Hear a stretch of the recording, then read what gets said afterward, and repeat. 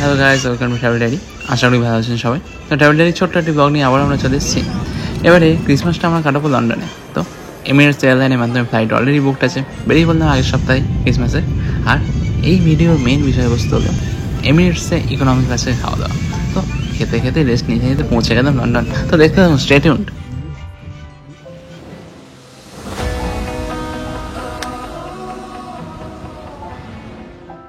এখন ভোর 4:30 কলকাতায়, আর চাটা না খেলে ঠিক তেজ পাবো না, তাই চা খেয়েই রেডি হয়ে থাকলাম। ঝটপট রেডি হয়ে বেরিয়ে পড়বো। সকাল 6টায় আমরা বেরোচ্ছি ঘর থেকে, আর অলরেডি ওয়েব চেক ইন করে নিয়েছিলাম ইয়েস্টারডে। তো ফ্লাইট আছে ঠিক সকাল 9টায়, বাট 3 ঘন্টা আগে আমাদের পৌঁছাতে হবে। যেহেতু এয়ারপোর্ট সামনেই, 10 মিনিটেই পৌঁছে গেলাম করে এবং উবের চলে এসছে। আর 6টায় বেরোলাম, 6:15-র মধ্যে ঢুকেও গেলাম। আমরা এয়ারপোর্ট পৌঁছে গেছি, চেক ইন শুরু হয়ে গেছে 5টা থেকে। আমরা অলরেডি ওয়েব চেক ইন করে নিয়েছি, তো টাইম লাগবে। যদিও ওয়েব চেক ইন করে খুব একটা দাম বেশি হয় না, এয়ারলাইনও বিশাল লম্বা।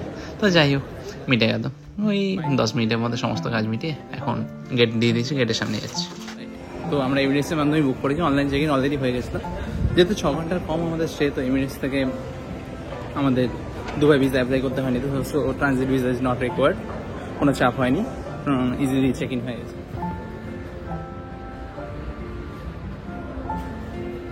ভিসা আমাদের অলরেডি বিএফএস থেকে অ্যাপ্লাই করে নেওয়া হয়েছিল আজ থেকে 3-4 মাস আগেই, এবং অ্যাপ্রুভ হয়ে গেছে। তো খুব ইজিলি ডকুমেন্টেশন অ্যান্ড অল সবই সেম, যেমন আমি সিনিয়রের জন্য বলেছি। কলকাতার ডিউটি ফ্রিতে চলছে 35% অফ। আর এইদিকে সকালে চা খেতেও তন্দা ঠিক কাটেনি। তো সামনে ক্যাফে থেকে হ্যাজেলনাট ক্যাপাচিনো অর্ডার করে নিলাম, ওয়েট করতে থাকলাম। কারণ ফ্লাইট খুব ডিলে করেছে। সকাল 8:55 আমাদের ফ্লাইট বোর্ড করার কথা, মানে ছাড়ার কথা। বাট সেটা ছাড়তে ছাড়তে ওদের বেজে গেছে সকাল 10টা। এতক্ষণে ফ্লাইট দিয়েছে, আমরা এখন বোর্ড করতে যাচ্ছি। 9টার ফ্লাইট ছাড়ছে 10টায়। কারণ এত ডিলে হচ্ছে, কটায় পৌঁছবো কোনো ঠিক নেই। এমনিতে তো আজকে পুরো 24 ঘন্টার ফ্লাইট বলতে গেলে। এমিরেটসে এই ফ্লাইটগুলো 3টে রোতে সিটিং অ্যারেঞ্জমেন্ট, আর কমফোর্টেবল সিট থাকে। আর সব কটা সিটে এন্টারটেনমেন্টের জন্য প্রপার বন্দোবস্ত হয়ে রয়েছে। হেডফোন দিয়েছে, সিনেমা দেখতে যাওয়া যাবে। ফ্লাইট ছেড়ে দিলাম। কলকাতা থেকে ফার্স্ট ফ্লাইট যাচ্ছে দুবাই, আর দুবাই থেকে আছে কানেক্টিং ফ্লাইট লন্ডন স্ট্যানস্টেড এয়ারপোর্টের জন্য। তো দুবাই পৌঁছাতে 12টা 12:30 বেজে যাবে এক্সপেক্টেড। আর ওইদিকে ফ্লাইট তো দুপুর 2টোয়। এখন মুভি চালালাম, কী চালাবো, সুলতানি চালিয়ে দিলাম। আর খিদেও পেয়েছে খুব।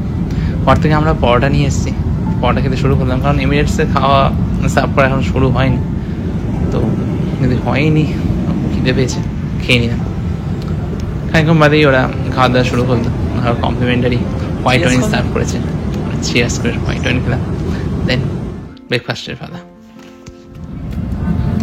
যদি লাঞ্চ, তো লাঞ্চ সার্ভ করেছে আমার ননভেজ, আর দোদার ভেজ এসছে। ইন্ডিয়া থেকে অথবা ডোমেস্টিকের ভেতরে যখন কোনো ফ্লাইটে খাবার দেয়, তখন সে খাওয়াটা খুব পছন্দ হয় না। দেখি কী দিয়েছে, ব্রেডস দিয়েছে, ক্যাশিউ নাট, কর্ন আর আলু দিয়ে একটা প্রিপারেশন ছিল, স্যালাড টাইপ। ভালোই খেতেছিল। কর্নের এটা চিকেন, চিকেন আমার ননভেজ প্রিপারেশন ছিল ল্যাম্প বিরিয়ানি। তো ল্যাম্পের অনেকগুলো পিসই ছিল, 4-5টা অথবা বড় পিস ছিল। বিরিয়ানি মোটামুটি।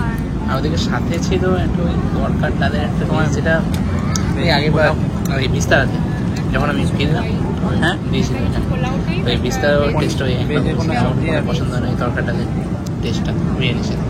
ওইকে দোয়াকে দিয়েছিল পোলাওয়ের সাথে ভেন্ডি কষা, আর ওই তরকারটাদের ওই প্রিপারেশনটা। যাই হোক, খেয়ে নিলাম। সেকেন্ড ফ্লাইটে দেখা যাবে কী দেয়। আপাতত আমার এই তরকার ডালের মধ্যে কী সব গার্লিক কুচি দিয়ে করেছিল, মাংস খেতে ভালো লাগছিল। আমি একটা ল্যাম্বের পিস দোলার ওই পোলাও দিয়ে খেলাম, ভালোই লাগলো। ফার্স্ট ফ্লাইটে সবচেয়ে ভালো ছিল এই স্যালাড টাইপটা, এই কর্ন আলু দিয়ে যেটা বানিয়েছে। আর বনটাকেও ভেতরে বাটার দিয়ে খেয়ে নিলাম। আর ক্রিসমাস যেহেতু প্রথম, এইবারেও দিল, সেকেন্ডবারেও দিয়েছিল, কেক দিয়েছে। আর কেকের সাথে ওই লেমন টার্ট সস টাইপের কিছু একটা চারদিকে রয়েছে। তো খেতে খুবই মিষ্টি ছিল, বাট আমার ভালো লাগছিল। আমি আমার তো পুরো খেয়েই নিলাম, ওদিকে দোকানটাও শেষ করে দিলাম। যদিও পরের বার যখন নেক্সট ফ্লাইটে ওটা দিয়েছিল, তখন আমি আর খাইনি, অল্প খেয়েছিলাম। আর সাথে দিয়েছিল মিষ্টি চানাচুর, ওয়াইনের সাথে মিষ্টি চানাচুর আর ক্যাশিউয়ের কম্বিনেশন। এই খেতে খেতে দেখতে থাকলাম আমার হ্যারি পটার পার্ট 2। ওদিকে ফ্লাইট চলেছে দুবাইয়ের পথে, দেখাচ্ছে মাঝে মাঝে ম্যাপে কোথায় আছে।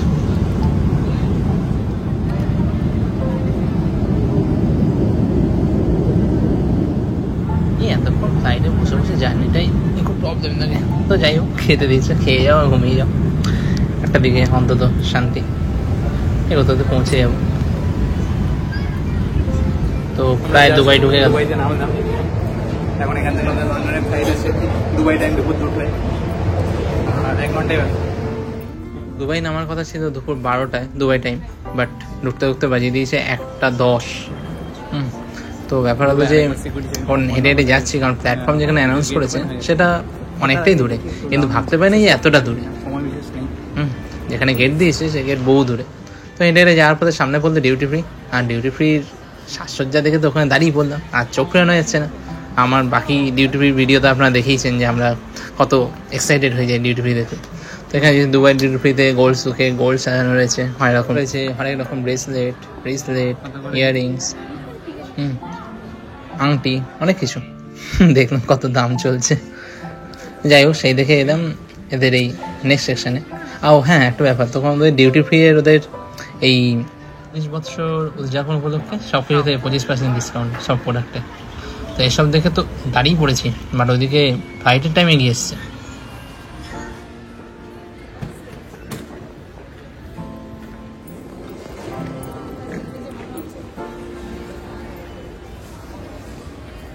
রয়েছে কত হরেক রকমের চকলেট আর ক্রিসমাসের সাজসজ্জা। এই ক্রিসমাস ট্রি সাজিয়েছে, খুব সুন্দর লাগছিল দেখতে, ভিডিও তুলতে খুব ভালো লাগছিল।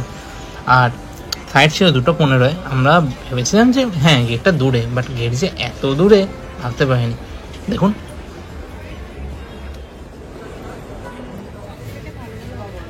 অফার আছে 40 আছে, যার দাম আছে তার উপর 40% আছে, buy two get one. Cookies dry fruit সেকশনে বেশ ভালো অফার ছিল, আর দামও খুব ভালো, ডিউটি ফ্রি ছিল অফারের জন্য।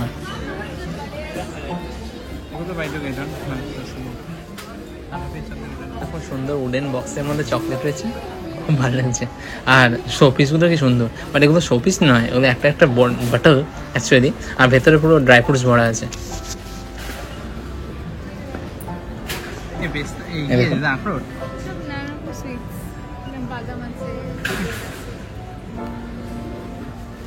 দুবাই বিভিন্ন রকম সুভেনিয়ার তো রয়েছে, এখানে বুর্জ খলিফা স্ট্যাচু।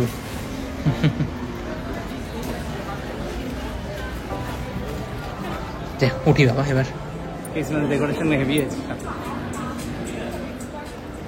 যদি আরো খানিকটা সময় পেতাম তাহলে ডিউটি ফ্রিটা আরো ভালো করে ঘুরতাম, এক্সপ্লোর করতাম, একটা আলাদা ব্লগ হয়ে যেত, বাট না, হাতে তো সময় নেই।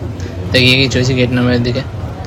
আর গেট বহু দূর, 4-5 বার এসকেলেটর ওঠা নামা, ওইদিকে আবার ট্রেনে করে যাতায়াত, অসম্ভব কাণ্ড।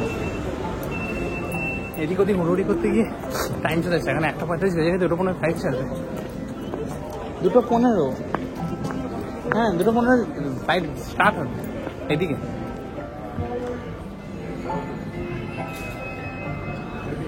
চল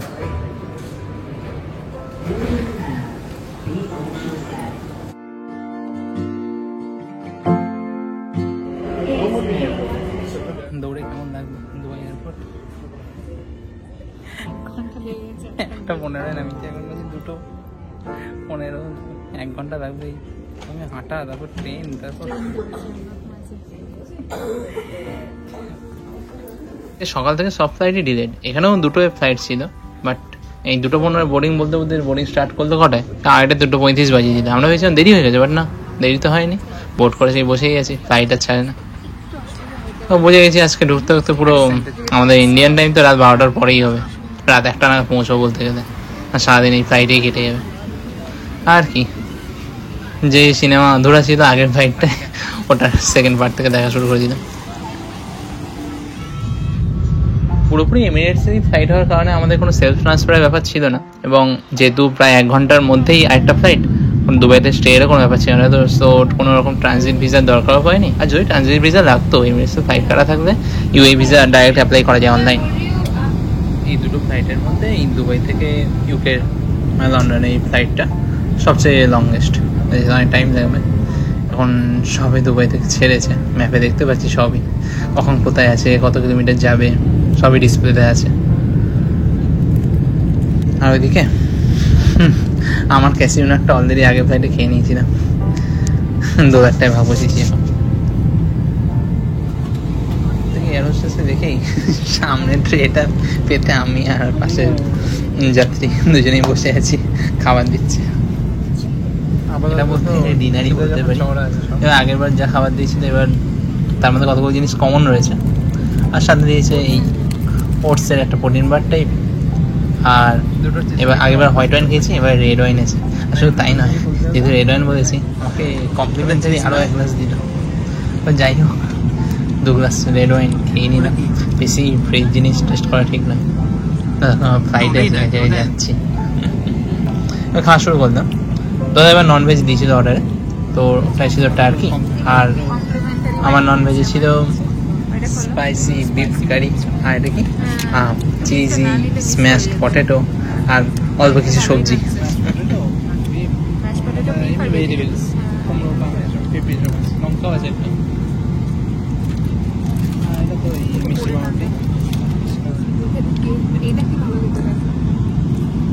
টার্কির সাথে যে আরেকটা প্যাটি মতো কি দিয়েছিল, ওটা অ্যাকচুয়ালি ভেজ প্যাটি টাইপের কোনো রকম জিনিস, কিন্তু ওটা ভালো খেতে ছিল, মশলা দিয়ে ভালো টেস্ট লাগছে।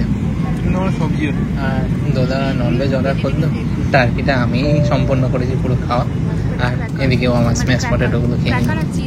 ক্র্যাকার আর চিজ দিয়েছে সাথে, ওটা একসাথে পরে খাচ্ছি। দুজনের জিনিস মোটামুটি কমনই আছে, তো সবকটা এখন খেতে তারপর মায়নি। আর কেকটা তো আগেবারও দিয়েছিল, এবারেও কেকটা দিয়েছে, আর যেটা বলছিলাম যে খুব মিষ্টি, তো আমি পুরোটা খাইনি। হ্যাঁ, বাট ওপরে হোয়াইট গোল চকলেটটা খেয়ে নিয়েছি।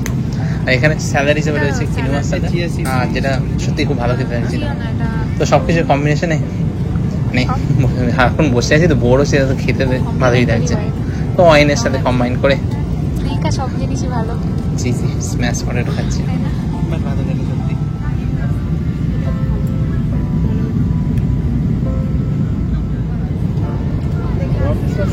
আর সবজি হিসেবে এই সেদ্ধ আলু আর লাল ক্যাবেজ রয়েছে, আমার ভালো লাগছে, টকটক একটুখানি খেতে ভালো লাগছে।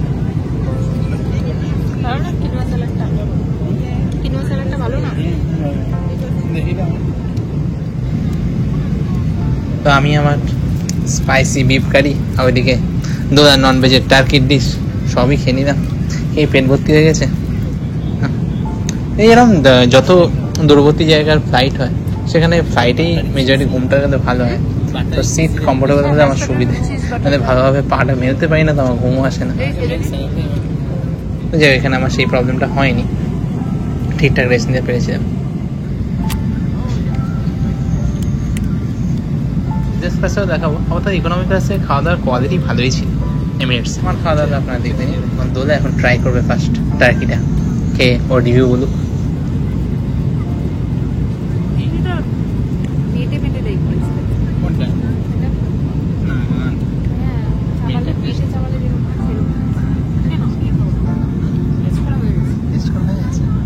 আমি ওয়েট করছিলাম বাকি পিসটা খাবো বলতে, টেস্ট করা হয়ে গেছে, আমি বাকিটা খেয়ে শেষ সব। এখন ওই ব্রেডটাকে বাটার দিয়ে খেয়ে নিলাম, আর কড়াইশুঁটি সেদ্ধটাকে প্রথমে আমি লঙ্কা ভেজেছিলাম, অ্যাকচুয়ালি এটা লঙ্কা নয়, এটা লঙ্কা যদি ভালো হতো। আর সবই কম নুন, বেশ স্পাইসি খাবার দাবার, বাট ফার্স্ট ফ্লাইটের তুলনায় সেকেন্ড ফ্লাইটে খাওয়াটা ভালো ছিল। আর কফি দিত, কফিতে মাছ পেঁদো দেওয়া, কফির টেস্টটা খুব ভালো লাগছিল। ফ্লাইট মোটামুটি প্রায় পৌঁছতে চলেছে, রাত হয়ে গেল, তো নাইট বাল্ব যেতে দিল ফ্লাইটের মধ্যে। সারাদিন ভোর 5টায় শুরু হয়েছে, শেষ হয়ে প্রায় রাত 11টা সাড়ে 2টায় উঠতে পুরো রাত 12টা। আমাদের ঠান্ডা সব পড়তে হবে নাকি, গাড়িটা অলরেডি কাছে হাত দিয়ে দেখছি। খাওয়া দাওয়া সেরে একটুখানি আবার গড়িয়ে নিলাম সিটের মধ্যে, খাচ্ছি ঘুমছি খাচ্ছি, একই সিটে বসে আছি, ঘাট পিঠ ব্যথা হয়ে গেছে। অনেকক্ষণ সিনেমা দেখছি, একটু গান ছেড়ে নিলাম। ওইদিকে এয়ার হোস্টেসরা আবার চলে এসছে খাবার দাবার দিতে, একটু কফি আর অল্প কিছু স্ন্যাক্স, স্যান্ডউইচ রয়েছে তাতে, আর রয়েছে কি স্কোন, আর সাথে এটা চিজ, আর রয়েছে চকলেটস। তো সব কটাই খেয়ে নিলাম সাথে। এত খাচ্ছি পেট ভর্তি আছে, বাট স্টিল ফ্লাইটে আছি বলেই নিজের বোর্ডামটা কাটাতে খাওয়াটা ভালোই লাগছে। স্কোনটা সত্যি খেতে ভালো ছিল, বেশ খাস্তা খাস্তা কটেড ক্রিম দিয়ে হেভি টেস্ট লাগছিল আমার, গরম গরম।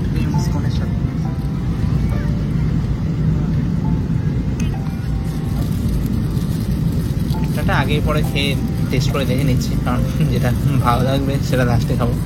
আর সাথে সাথে এক্সটেন্ড হয়েছে না নর্মালি। আর এটা খেতে খেতে আমি আবার চালিয়েছি বিক্রম বেদা।